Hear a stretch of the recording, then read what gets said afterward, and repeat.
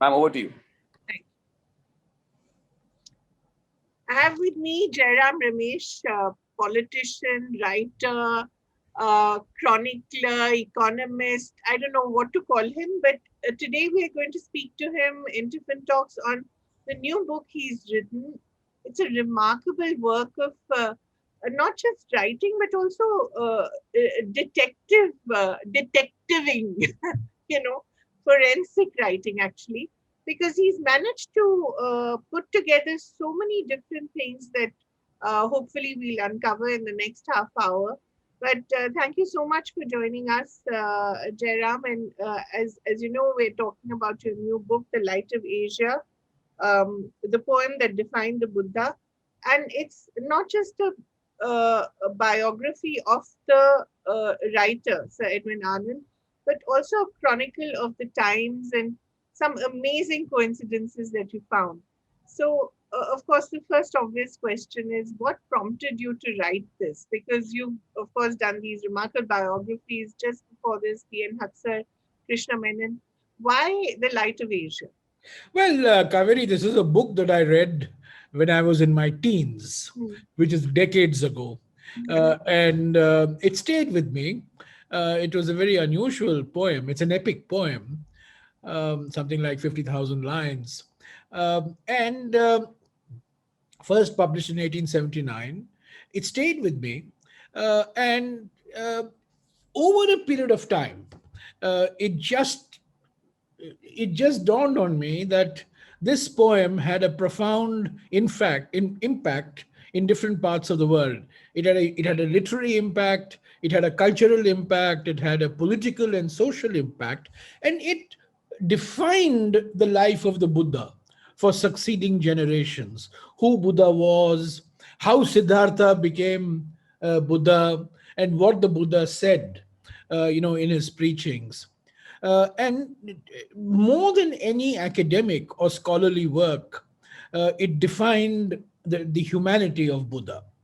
Uh, and then, suddenly, a couple of years ago, I looking through the correspondence of Jawaharlal Nehru, whose biography I wish to write at some point of time, and I discovered letters between him and Churchill. Yeah. Churchill was the British Prime Minister at that time in 1955, and Churchill is talking about the light of Asia, Yes. to Nehru. And then, of course, there is this whole Bodh Gaya agitation, Yeah. which has a remarkable parallel to what we have witnessed in the last few decades in Ayodhya. The movement for the control of the sacred space at Ayodhya was preceded by a 60-year agitation on the movement to control the sacred space at the Mahabodhi temple in Bodh Gaya. Right. And that's and that's when I said, okay, there's a story to be said here. There's a narrative, to be put together. And what better time than to do it during a lockdown? So the lockdown gave me some extra motivation, extra time, and I put together this book. And then, as a result of the research that I did, the forensics, to use your wonderful phrase, the forensics that I did, I discovered things that I myself was not Amazing. aware of, across the world, whether it's in America, whether it's in England, whether it's in India.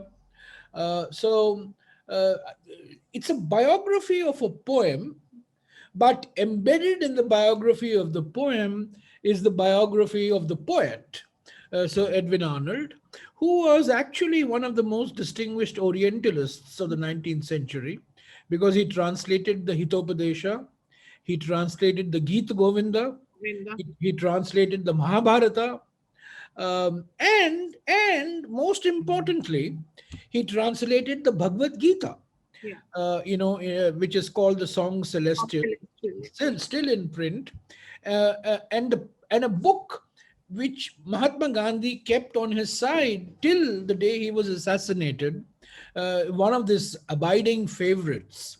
And in fact, Gandhi writes in his autobiography that he came to the Bhagavad Gita only through Edwin Arnold's translation as the song Celestial.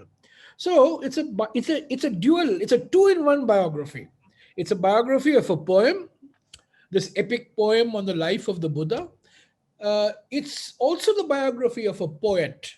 His times, he stayed in Pune as principal of the Deccan College for two years, slightly over 2 years, and all the things that he did for propagating Indian literature. So it's not a book about Buddhism, Kaveri. Yeah. It's not a book about Buddhism. I'm not a Buddhist. I'm not a Buddhist scholar. But I think you will agree with me when I say that every Indian, in the DNA of every Indian, there is a strand of the Buddha. You know, the Buddha is part of our lives. He's hardwired, into every Indian, man or woman. Uh, so this is a book on, it's a book on a book of the Buddha, Right. so to speak. Right. That's a very interesting point you made, Jairam, about Buddha being hardwired into every Indian's DNA. Is it the idea of suffering? Is that the It's one the aspect? it's the idea. If you look at the textbooks, Kaveri, that you read when you were in school, Yeah. and if you look at the textbooks when I recall the textbooks I read, the rivalry between Siddhartha and his cousin Yeah. Devadatta, the message of compassion, the message of tolerance, the message of grace. We associate this, with Siddhartha, who later on became the Buddha. Uh, Also, remember that Buddha became the Buddha by not following a Buddha. Yeah. What Buddha said is the light is within you. Search for yourself. And that's one of the most important reasons why Buddha became such a profound influence on Vivekananda, on Right. Tagore, on Gandhi, on Nehru, on Ambedkar, and in India, and of course, across the world. So this poem was written at a time when people wanted to get out of the clutches of dogma, Hmm. out of the clutches of organized religion. Hmm. And Buddha offered that avenue because Buddha didn't preach a religion. Buddha didn't preach a dogma, right? He preached a ethics of personal life. Hmm. And that's why I end the book by saying that the poem became a sensation Yeah. because it focused on the humanity of Buddha, not the divinity of Buddha. Right. So I think that's why I feel, I mean, to answer your question, it's the humanity of Buddha that is hardwired into all of us. Hmm. And I think almost every Indian home, Kaveri, has got some image of the Buddha or the other. Yeah. They have multiple images of the Buddha. Of course, this is the Gandhara Buddha. It's Right. the Greco-Roman Yeah. Buddha. But I mean, every Indian home has either a painting, or one of these sort of carvings of the That's Buddha. right. I Absolutely. mean, it's Buddha is India is Buddha and Buddha is India. Much as someone said recently, we have two wonderful cultural exports. One is Buddha and the other is Mahatma Gandhi. Yeah, And you also absolutely, show the kind of relationship that the two have, the ethicization of politics, the absolutely. spiritualization of politics that Mahatma Gandhi actually brought about was so Gandhi much was, of course, inspired. Gandhi is a contemporary export, Yeah. and Buddha is an export that goes back, Many thousands of centuries. years. Yeah. He got exported to Southeast Asia, Right. and then it got exported to China, and the Chinese then re-exported it to Japan, Bad. and Korea, and of course it went to Ceylon and Thailand and Burma and so on. So yeah, I mean, Buddha. See, Rama, Rama was also an export. Right. I mean, you look at Ramayana. Yeah. Ramayana is very popular in Southeast Asia. Yeah. So the Lord Rama. But I would argue, Kaveri, that I'm not a historian, but I would argue Lord Rama is a mythological figure Yeah. whom we admire, whom we applaud, whom we venerate. Uh, but Buddha is a historical figure. Hmm. There is a difference between a mythological figure and a historical figure. Hmm. But you're absolutely right. But the Chinese claim patent rights on the Buddha. You know, I mean, As we they can, would on everything. and by the way, never tell a Nepalese that Buddha is Indian, because every Nepalese man or woman believes that Buddha was born in what is Born now Nepal, right? Nepal. He Yeah. he may have got enlightenment in Bodh Gaya. He may have preached his first sermon in Sarnath, but he was born in what is now Nepal. So yes, everybody lays claim to him. Uh, and For example, many texts. One of the sources for Edwin Arnold's poem was Lalita Vistara, which was not available in the original Sanskrit, Hmm. but which was available in French, which got translated from the original Chinese. Right. And many things that we know about Buddha and Buddhism has come to us from Pali texts, Hmm. which have been preserved in Sri Lanka. So Buddha is not just an Indian figure, Kaveri. He's a global, He's really. multicultural, global, really a completely international figure, isn't he? Yeah, I mean, uh, everybody lays claim to him. Everybody lays claim to him. And then, of course, there is also the westward movement Yeah. of Buddha. We focus on Southeast Asia or South Asia, but there's also been a movement of Buddha. Which is more There- contemporary. there's a Buddhist community in Russia, for Yeah. example. Right. Then there's, during Arnold's time, a Buddhist community developed in England. There's a very substantial Buddhist community in Europe, and of course, in contemporary times, I have to say that Buddhism has got imprinted into the public consciousness across the world because of the Dalai Lama. Yeah. You know, Who's written forward to this? yeah, I mean, I was lucky, fortunate Yeah. to get his forward to the book, but it's the Dalai Lama who really symbolizes Bodies it. in the Yeah. modern mind, for example. But as I said, I mean, Buddha was seen to be in the late 19th century this pre-Christ, Hmm. Christ-like figure, Hmm. and there were these two great figures. There was Christ, and there was the Buddha, and the people who were trying to get out of the clutches of organized Christianity, organized church, organized dogma, sort of gave currency and popularized the idea of Buddha and what he stood for. And Arnold certainly did, I think his poem became a crucial milestone in the historiography of late 19th century and early 20th century Buddhism. And it's very interesting. He also wrote on Jesus Christ. Yes, absolutely. Also, I must tell you that it's not just a literary impact or a cultural Yeah. impact.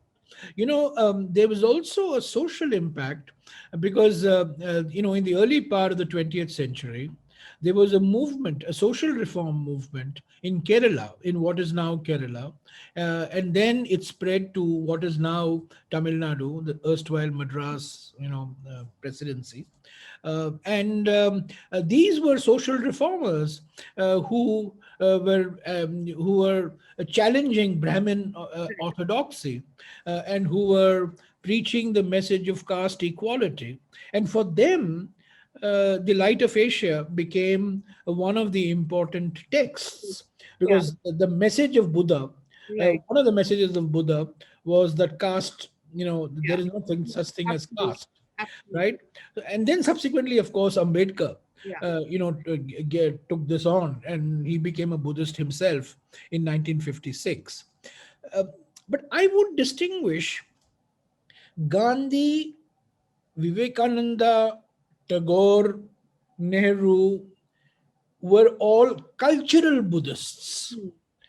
Ambedkar was a political Buddhist. Political Buddhist. Yes. Ambedkar used Buddhism and Buddha ultimately, the final book of Ambedkar, which was published after his death, Hmm. was called The Buddha and His Dhamma, Hmm. which summarizes Right. Ambedkar's understanding of Buddha's life and Buddha's teachings. So, for Ambedkar, Buddha had a political message, uh, whereas for Nehru, for Gandhi, for Tagore, for Vivekananda, for all these people, uh, he was more of a cultural icon. He represented India at its noble best. Yeah. But for Ambedkar, Buddha was an instrument Yeah. of breaking down caste barriers. It's very interesting. You also talked about Ram in Southeast Asia. And that brings me to the way the Mahabodhi temple Rao was settled. It's something that we could have learned from, when it came to a more recent battle. Well, Kaveri, the Mahabodhi temple controversy started in 1886 Yeah, and finally got resolved in 1953. 1953. Yeah, So that is, it took almost 70 years. but it was Uh, peaceful. It was peaceful, it was negotiated. Yes. Gandhi played a role, Yeah. Tagore played a role, Rajendra Prasad Yes. played a very crucial role, Sri Krishna Sinha, the then premier of Bihar, as they were called, later chief minister, and Nehru. But it took almost 70 years for control of the Buddhist temple, the Mahabodhi temple, Yeah. to go from 100% control by the Shaivite priests Right. to 50% control by Buddhists and 50% control by Hindus. This is a typical Hindu, Hindu compromise. Indian solution. Yeah. उसको भी थोड़ा हमको भी थोड़ा. Right. So the Buddhists, by the way, were very unhappy. Right. And even today, the Ambedkarite Buddhists, there is a section of the Ambedkarite Buddhists who want 100% control. Right. If they say, their argument is, if you want 100% control on the birthplace of Lord Rama, Right. why not the Buddhists have 100% control on the Mahabodhi temple, right? Exactly. So Yes. this argument has been made. Yeah. But the Bodh Gaya movement was a peaceful movement. It had, it was a lot of representations, it was a lot of memorandums, a lot of meetings. And finally, Kaveri, do you know, uh, on the 28th of May 1953, the control of the Mahabodhi temple moved from the Mahant, who was the Shaivite priest, to this committee that was set up, which had half Buddhists and Ah, half Hindus. right. And at the function, verses from the Light of Asia were Mm. read out. Wow. It's amazing. How The, lovely. the reason why it was read out is because this whole movement started with Edwin Arnold's visit to Bodh Gaya Mm. in late January, early February 1886, where he went to Bodh Gaya and saw for himself, and then he wrote articles after articles saying that this is the desecration of what is the Mecca for Buddhists. What is the Jerusalem for the Buddhists is being completely spoilt and destroyed by the Mahant who belongs to this Shaivite Sampradaya. Right. Uh, Although it was the emperor then, the Mughal emperor then, who had Right. given them the title rights. But Bodh Gaya being Bodh Gaya, because this is the place where, as you know, Siddhartha became the Buddha. Right. He got the enlightenment. Enlightenment. So it's sacred, for the Buddhists. So this movement started in 1886. When Arnold went, and then Arnold was the intellectual godfather of this movement till he died in 1904. But his writings, The Light of Asia, the key figure here, of course, was a Sri Lankan monk, uh, Dharmapala, Anagarika Dharmapala, who who also was at the World Religion Conference where Swami Vivekananda was there. Yes, he and What Vivekananda were remarkable together. I mean, there's a There's photograph. so There's many a coincidences, there's a photograph in my book where Vivekananda and Dharmapala are sitting next to each other So lovely. in 1893 at the World Parliament of Religions in Chicago. And Dharmapala starts the Mahabodhi Society in Yeah, Calcutta, right, in the late 19th century. And in many ways, Kaveri, Dharmapala is a very important figure right, in India's rediscovery of Buddhism in the 20th century, because not only does he fight for Bodh Gaya, but he is almost single handedly responsible for the restoration of Sarnath. right. Even today, if you go to Sarnath, you'll find a temple there, and you'll find it is the Dharmapala is recalled. And the money for much of the restoration which Dharmapala triggered and launched in Sarnath came from a very wealthy widow in Hawaii called Mary Foster, who was a great philanthropist for the Mahabodhi Society. And I have a description of Mary Foster in my book because she plays a very important role in Dharmapala's life. Like wealthy American philanthropist, wealthy old women played a very important role in Vivekananda's life. Yes, of course, they were his Yeah, chief you know, patrons. yeah. So the search for spirituality, Yeah, the search for knowledge, the search for understanding, search for truth. So yes, I mean, Bodh Gaya, Sarnath, and Indians became very much aware of the Buddhist heritage. And as you know, Nehru himself was a great Buddha Bhakt. yeah, And Nehru was, in my view, single-handedly responsible. If you take the national flag, right, the wheel, yeah, in the center of India's national flag is the great wheel, right, is the Ashokan wheel, mm, and then if you see the national symbol of India, it's the lion capital, right, of Sarnath. This is associated with Ashoka, and for Nehru, Ashoka became Ashoka was he wrote about him Ashoka was, yeah. in Ashoka was discovery the of India person with who became a model of governance, for him. for him. Uh, and of course, Buddha, of course, after all, Ashoka became a Buddhist, and Right, Ashoka gave up violence, and the remorse that Ashoka felt after the Kalinga War was, he discovered the virtues in what Buddha preached. So there is an intimate association. So, this was a period when India's ancient Buddhist legacy, which is 1,000 years old, 2,000 years old, lying forgotten, right, dilapidated, was rediscovered with the help of British scholars, right, British archaeologists, British epigraphist James Prinsep, who right, played a very important role in the middle of the 19th century. And in that tradition, Edwin Arnold was the one in through his poem who really put Buddha in the public right. consciousness.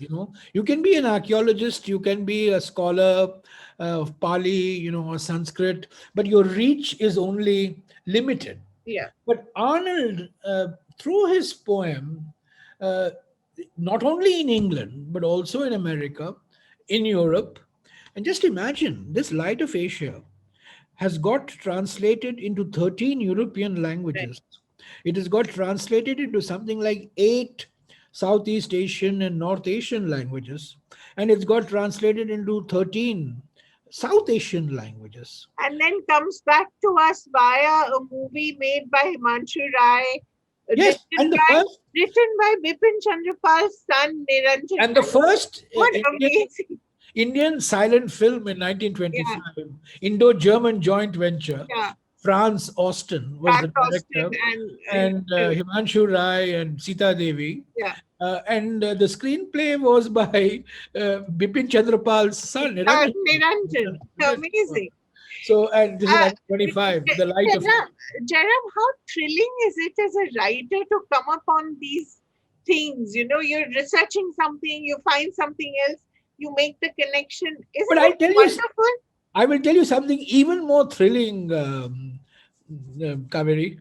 I discovered a white Mughal, to use William Dalrymple's phrase. Uh, You know, Edwin Arnold had a son called Channing Arnold. yes, I know. I was about to come to Bhopal, and we will come to Lal Ded, of course. Naturally, we have to talk Yeah, about and to discover his great grandchildren yeah, living in Bhopal with names like Muhammad Arnold, I know, amazing. Farooq Arnold, huh? Fauzia Arnold. Wonderful. I mean, And wonderful. then you find that this man has been killed by a spear. You wonder what's going on. Yeah, yeah, Channing Arnold got murdered, Yeah, but then Channing Arnold had two children. right. Rafiq Arnold, who was brought up as a Muslim, and Grace Arnold, who was brought up as a Christian. Christian.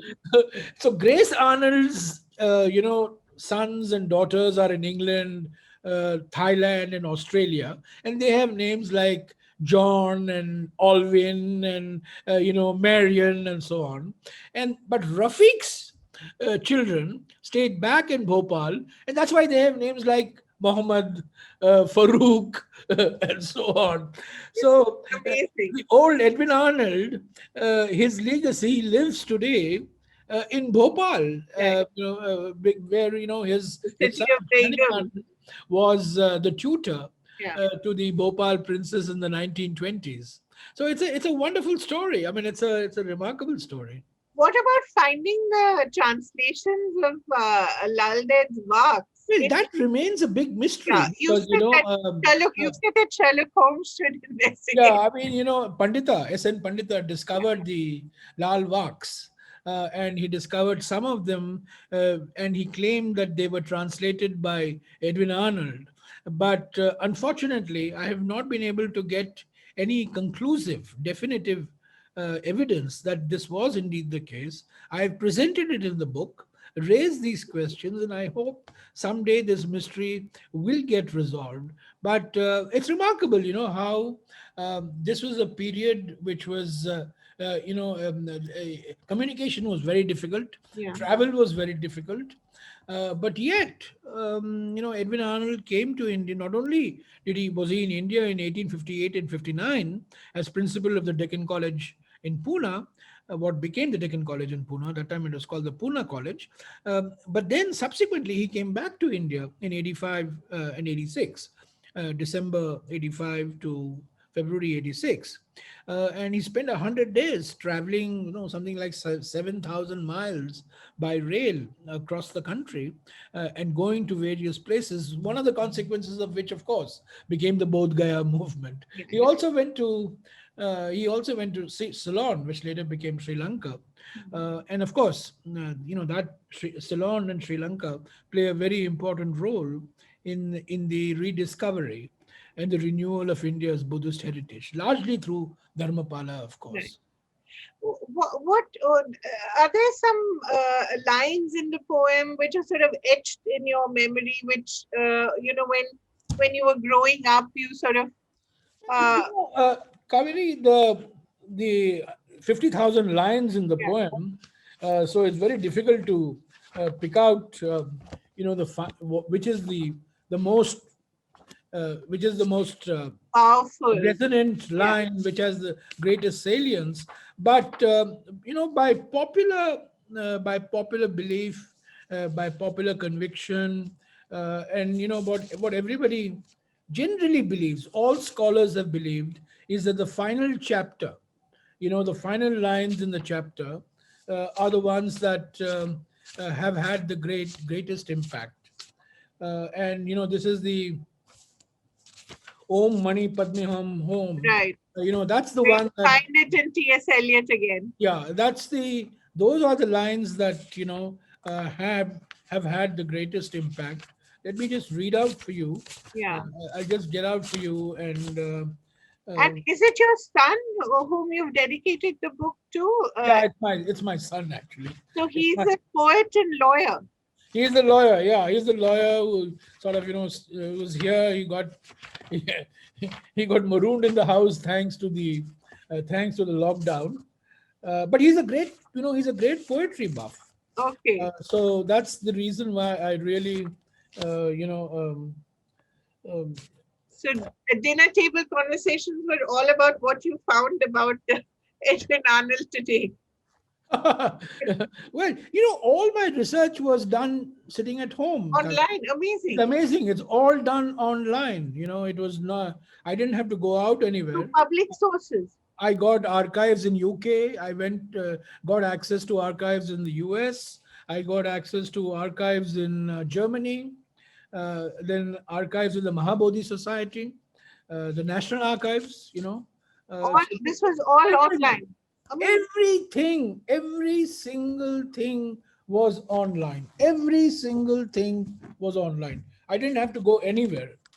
Let me just read out to you here Arnold ends the poem by saying, "Ah, blessed Lord, O high deliverer, forgive this feeble script which doth thee wrong, measuring with little with thy lofty love. Ah, lover, brother, guide, lamp of the law, I take my refuge in thy name and thee. I take my refuge in the law of good. I take my refuge in thy order. Om. The dew is on the lotus. Rise, great sun, and lift my deaf, and lift my leaf, and mix me with the wave. Om Mani Padme Hum. The sunrise comes. The dewdrop slips into the shining sea. This is how he ends the film, the poem. The book. It's really remarkable, remarkable.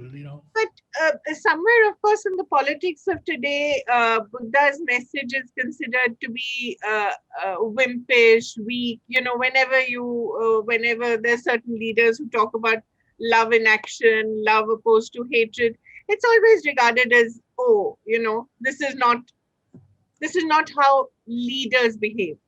Isn't Yeah, it so strange? yeah. I mean, things change exactly. But the point is I think what, as I said, it's not so much the divinity as much as the humanity And that it, counts. It's the humanity that counts. And what Arnold did, which proved to be so influential with social reformers, in the South India particularly, and subsequently in other parts of India, like Ambedkar and so on. What Arnold did was bring into sharp focus, Buddha's message of caste, yeah, castelessness, of his attack on Brahmin orthodoxy. And there's nothing wrong in drinking water given by a Shudra. right. There are some very, very moving lines there where this Shudra boy is reluctant to give water, to Siddhartha, and Siddhartha then says, "Look, there's no such thing as caste. You know, so just do what you wish to do." Right. So, It's so something that I wish we could learn today. yeah. So this there's a social messaging, as I said, and that's why it became such a big social, a text for social reform. Right. It got translated into Bengali, Tamil, Telugu, Marathi. It became one of the most influential texts for Dharmanand Kosambi, Right. who was India's greatest Pali It's just scholar a story. Yeah. and scholar of Buddhism, the father of D.D. Kosambi. So it got translated into Tamil, Telugu, Marathi, Bengali, Sindhi, Gujarati, Hindi, of course, Ramchandra Shukla, very important. Almost all Indian languages, Assamese, Odia, and it still continues to get translated. It still continues to get referenced. And the Theosophical Society, on the 8th of May, they celebrate White Lotus Day. And that's the death anniversary of Madam Helena Blavatsky, who was the But, founder of the Theosophical Society. And every 8th of May, they have readings from the Light of Asia. wow. So lovely. So it's a thank you so much for, I think, just bringing him back into the public consciousness. I think that is what this book will do. And I Thank think it you. will get people to go back to the source and to read it for Yeah, themselves. as you say, it's not a work of Buddhist No, literature or Buddhist it's history. actually a But work of archaeology, yeah, literally very archaeology. good forensic archaeology. And it's about the times. It's about the 19th century. It's about the early. And all these great men, he's meeting Walt Whitman one day, he's meeting Dharmapala another day. Churchill is writing to Nehru, calling him the light of Asia. I mean, what great men! On the face of it, they were at war, but still they had respect for Absolutely. each other. And Gandhi, And Gandhi, of course. Gandhi writing to everybody, And recommending everybody them, replying to him also. People like Tolstoy replying. recommending that. Incidentally, there's a very interesting story on Gandhi which I recount in the book. There was a London Vegetarian Yes, Society. society. You know, Gandhi was the secretary. He was 22 years old.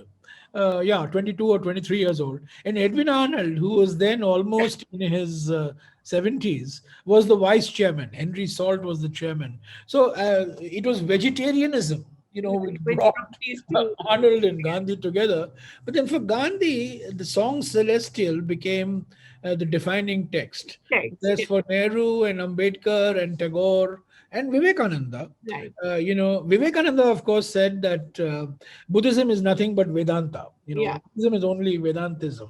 We Uh, have to we have to rescue him from the clutches of you know who. yeah, yeah, yeah. So I mean, that's why I made it a point, to refer to Vivekananda. Yes. The fact that Vivekananda and Dharmapala were considered to be the two great stars Yeah. of the 1893 world Yeah. religion, And we parliamentary forget religion. we We forget of course Dharmapala, and we we, we, focus on we, we of course take pride only in Vivekananda, but there was also Dharmapala. We shouldn't forget Dharmapala. absolutely. So what next for you, Jairam? Last question. Let's see. I mean, I'm just right now relaxing a bit. So It's thanks, Kaveri. it's been 10 months of writing, or how long? I started writing in April. It took me 6 months, the research and writing. Wow. And it took about 4.5 months for the production. So yeah, it's about 10 to 11 months. Great. So Yeah. I look forward to the next one. I Thanks. wonder what it Yeah. will be. I'm Well, sure let's it'll see. be something interesting. Yeah. Thanks a lot. Thank you so much for Thanks. being with us on Tiffin Talks. No Tiffin, but lots of talking. Thanks, Kaveri.